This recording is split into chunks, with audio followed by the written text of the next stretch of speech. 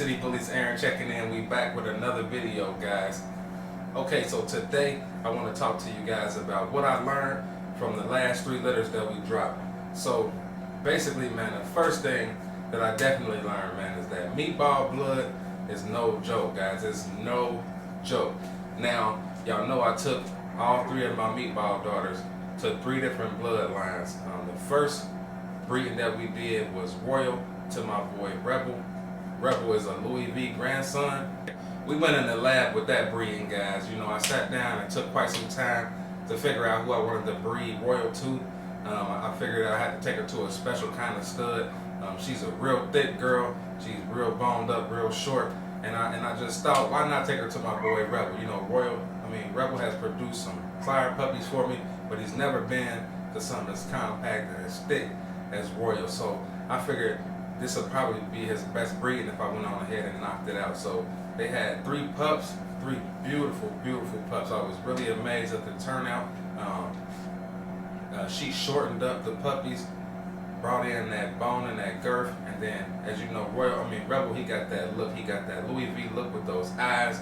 You know, he brought that to the table as well. So I was real proud of that litter.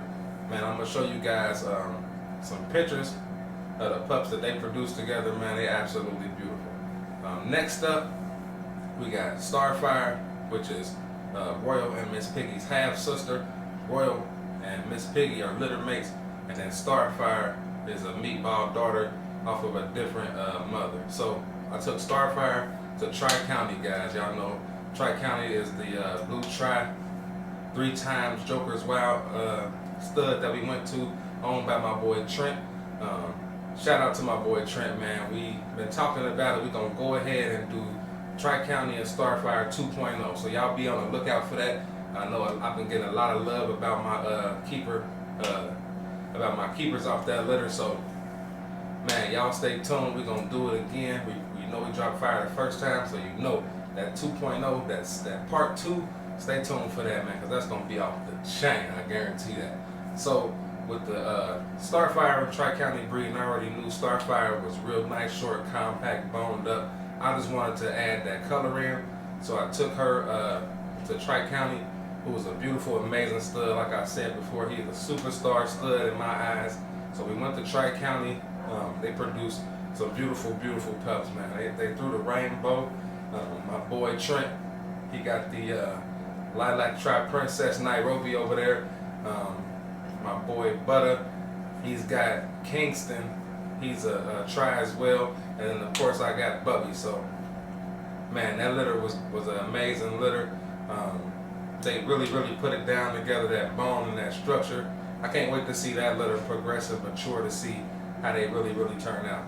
And then last but not least, the puppies we got on the ground right now by Old Heavy and Miss Piggy. Man, the pups are looking amazing, guys. Like I said, with the other 2, they dropped that bone, that structure, that girth. The puppies are only 3 weeks right now, but they so thick, guys. I'm gonna give you a sneak peek of one of the puppies. I've been trying to hold off on showing these puppies off because every time I post puppies, when I show my keepers, I got people in my inbox, how much trying to buy my keepers, and it just get a little bit overwhelming. So all the puppies are sold. Nothing is available at the moment, so I'm not really rushing to put the pups out there. I've been keeping the buyers, the owners of the pups, updated. I've been sending them pictures, videos, everything like that. So they've been seeing the pups, but guys, I just don't want to post them up on Instagram or YouTube at the time right now because, like I said, man, I've been getting bombarded with emails, phone calls, text messages in the middle of the night. You name it, man. It's just really been going crazy. But shout out to everybody who bought a pup from us from that litter, and also everybody who inquired about pups. But like I said, at the moment, we have nothing available, so stay tuned. But man, that meatball blood, guys. And I feel like it's one of the more underrated bloods out there. For those of y'all that don't know, Meatball is a Meatloaf son. Meatloaf is a littermate brother to Devil Spit. Devil Spit is like a well-known stud out there. Meatloaf, you have to be more so involved in the bully community. Not too many people know about Meatloaf, but he out of Michigan. Fire stud. As you can see, he produced Meatball, which went on to produce the 3 daughters that I got on the yard right now, which are producing fire for me. So that blood right there is some really good blood. I feel like it's slept on, but I took and incorporated that blood into what I already was working with the Louis V blood, incorporating that Joker's Wild, and then also rolling with Old Heavy and bringing in that heavy phenom blood as well. So just balancing everything out. On the bottom, you know, we got Meatball going through, and then just taking it to, you know, different studs to kind of balance things out, not trying to breathe too tight, because as you can see, I got 3 sisters. I don't want to breathe too tight too soon and then have to breathe myself, you know, into a corner, or, you know, have my back up against the wall breathing, and I have to try to, you know, loosen things up. So I don't want to do that. Another thing that we learned, guys, is folic acid. Folic acid is like a prenatal vitamin that you can give a pregnant female to kind of offset birth defects, and just use as a supplement, kind of like a prenatal vitamin. I give it to my dogs once a day. It's a 400 microgram tablet that you give them once a day with their food. Man, we had 3 litters. We had Miss Piggy, who you guys know she has a kink tail.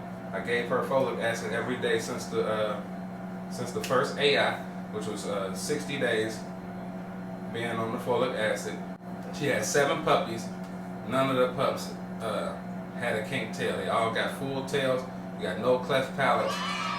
So when we talk about defects, you're talking about cleft palates, kink tails. For those of you who don't know what a cleft palate is, it's like where the roof of the mouth is not sealed, and it's hard for them to latch on and get milk. So a lot of times when you get a dog with a cleft palate, if it's not too bad, you can tube feed them, or if it's really bad, a lot of times people have them called or put down. So it's not something that you want to be producing.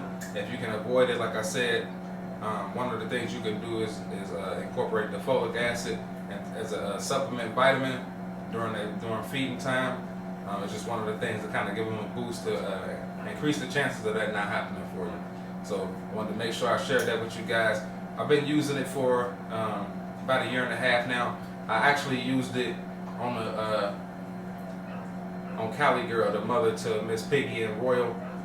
Even though we did get 1 kink tail with Miss Piggy, she had 10 puppies, no cleft palates, and only 1 puppy with a kink tail. So I say it's doing pretty good. As you know, my girl Candy, she came out with a kink tail, but if you look at it like the way I'm seeing it, 3 litters in a row, 1 kink tail, no cleft palates. So that's pretty good, guys. I think it's working. I was told about folic acid by Wendy Gratz, owner of Meatball.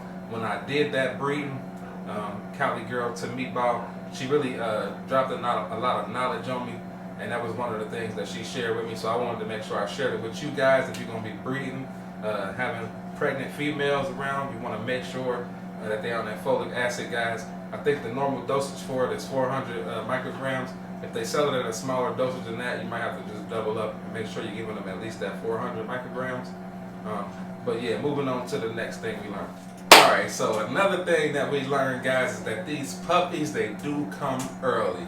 So, as I said before, we just dropped 3 litters back to back to back, and Royal was the first litter. She had her puppies on April 27th. She was supposed to drop her litter on April 28th via C-section, but she decided to have her pups a day early. She actually dropped that litter naturally. Like I said, I had the C-section scheduled for her, but she had them on her own, pretty smooth. She had no issues. Everything went well, so we was lucky on that one. Now,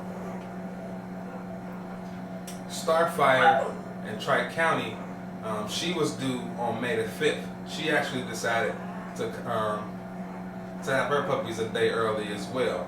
Now, we did have a C-section with Starfire. We had an emergency C-section with Starfire. I called my vet. Well, actually, they were calling me to remind me that we had a C-section scheduled for the next day, and I'm like, you know what? She's actually in labor right now. Her temperature has dropped down to 98. She's panting, you know, nesting and everything like that. They're like, go ahead and bring her in. So I took her in immediately, and she had her puppies a day early. Now, Miss Piggy, on the other hand, she had her puppies 4 days early, guys. She was supposed to have her puppies on a Tuesday, She actually had her puppies. No, actually, she's supposed to have her puppies on a Wednesday. She had her puppies on a Sunday, on Father's Day. So it was 4 days early that she decided she was gonna have her puppies. I woke up.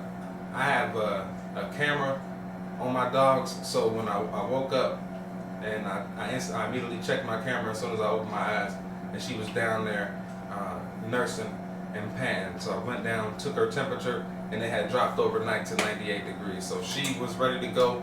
I had to call my vet. It was 6 in the morning on a Sunday. They're not even open on Sundays, so it's definitely an emergency situation.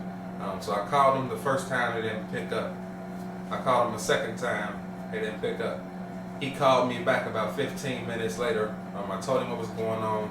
We had a C-section scheduled for Wednesday. I think she's ready right now. He told me to go ahead and meet him at the vet at 9 o'clock. So we had to drive about 50 minutes away to where I go to my vet at.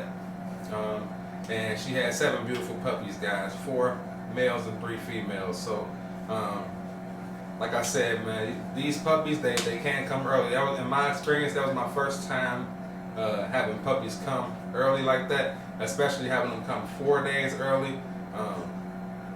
You know, they came by surprise, but we were ready. We already had our whelping area set up. So guys, make sure you got your whelping area set up.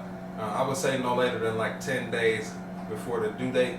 A lot of people like to do it 2 or 3 weeks out, but I noticed that if I build a whelping area, especially if you're gonna use like a baby pool, they might chew that up if you leave them in there too long before the puppies come. So you want to kind of try to time it if you can, but you don't want to have a situation where mom is ready to drop puppies and she's not in her whelping area. So make sure you be mindful of that. That brings me to another thing that we learned during these last 3 litters that we dropped. It's definitely important that you got a relationship with your vet.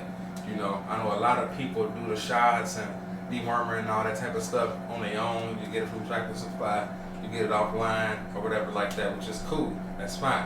I can't knock nobody for doing that, but you gotta have a relationship with your vet. If you think that every dog on your yard is gonna, you know, deliver and drop puppies naturally, you're mistaken. You know, you don't want to run into a situation where you don't have a C-section lined up, you don't have a vet in order, and you got a female trying to drop puppies, and she need an emergency C-section. She having trouble, one of the puppies gets stuck or anything like that, man. You don't want to run yourself into those type of issues.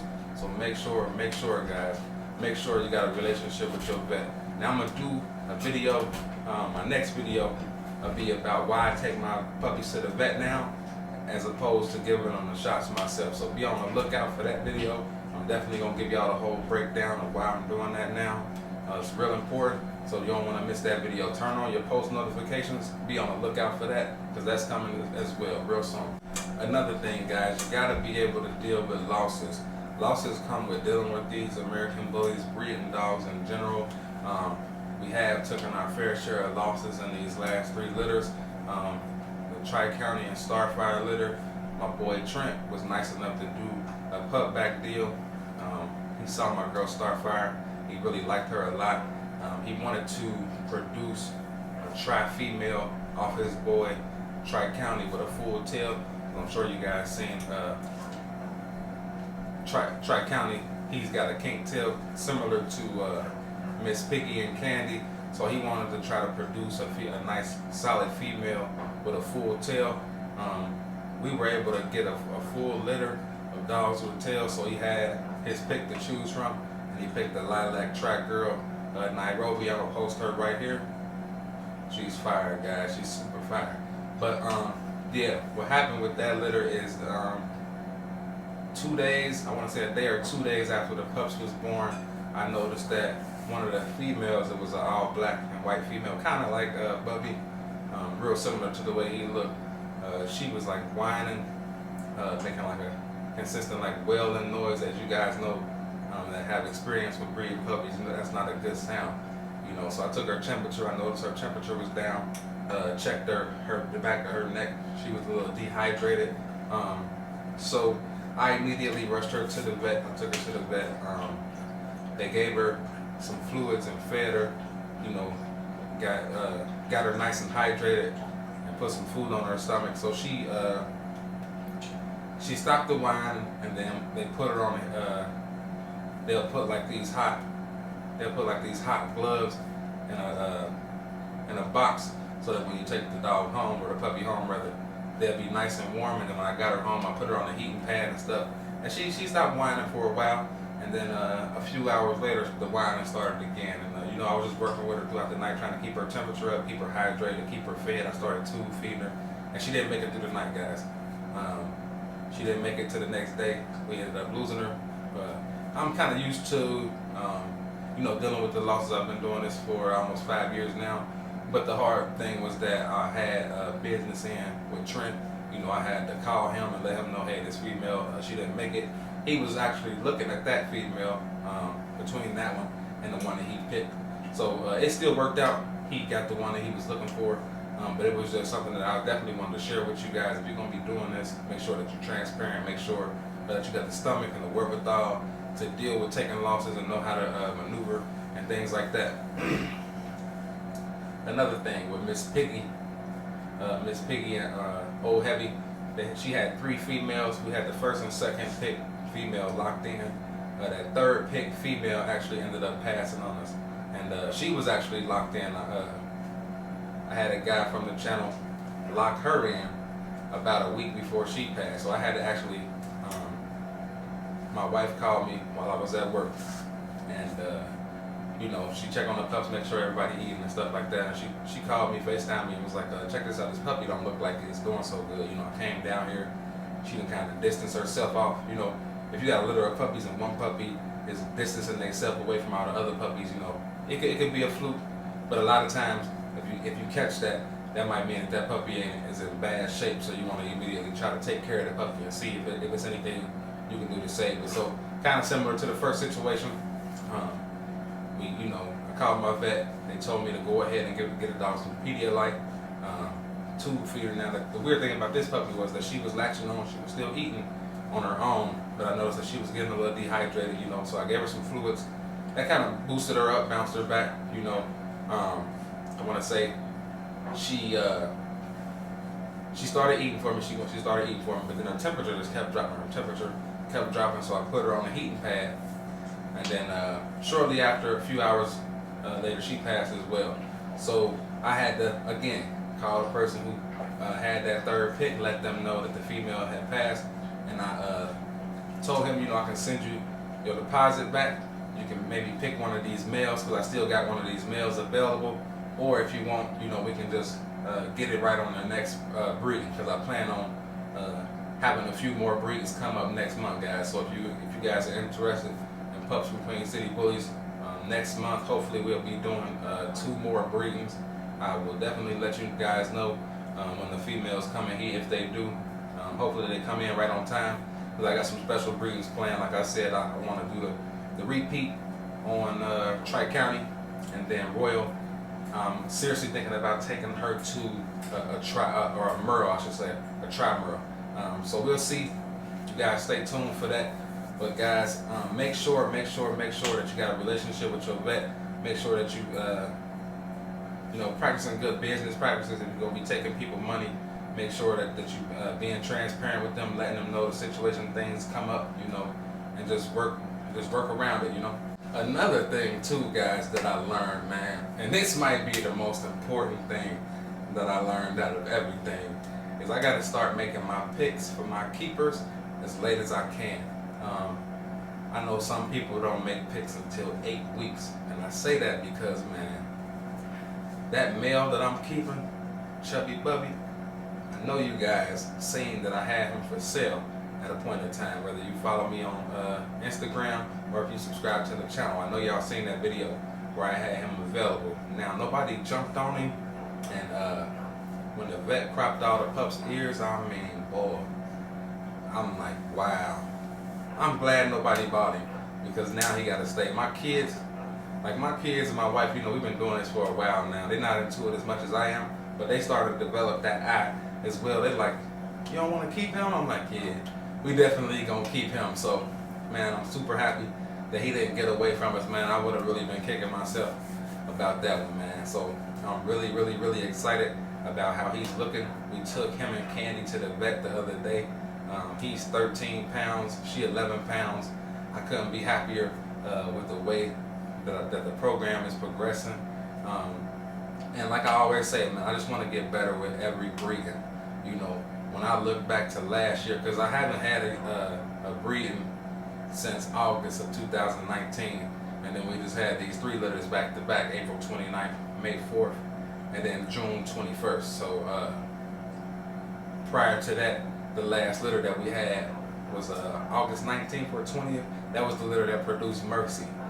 So if you go back before Mercy was born, the last litter I had before that was I bred Rebel and Majesty together, but I didn't keep any of the puppies.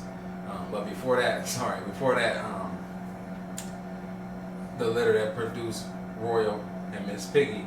And then, of course, I actually bought Starfire. I know a lot of people don't know that, but when I did the breeding that produced Royal and Miss Piggy, I'm like, wow. I fell in love with the Meatball blood. I used it for myself, and I saw what it can do with my own eyes. I had to go and buy me a puppy as well to add that to what I was trying to do with my program, which is what I ended up doing now, having 3 litters off that Meatball blood, breeding them to 3 different dogs. And now I'm running that Meatball blood on my yard, but I'm not running it so tight. I still got other bloodlines, different foundations that I'm bringing in to keep everything, you know, together, but not going so tight so soon. So be on the lookout, guys, for what the program is going to do over the next few years with that blood, with the Louis V blood. Majesty is possessing that crunk juice and that Dallas blood. I plan on taking her to something special to bring in some more blood, so that way when I go to put all these different pieces together, it's going to make something special, guys. So y'all be on the lookout for that. Drop a comment, man. Let me know what y'all think. I'm Queen City Bullies Aaron. I'm out. Oh, this is going to be so lit. Look. I can barely see my dad, but like, he's right there.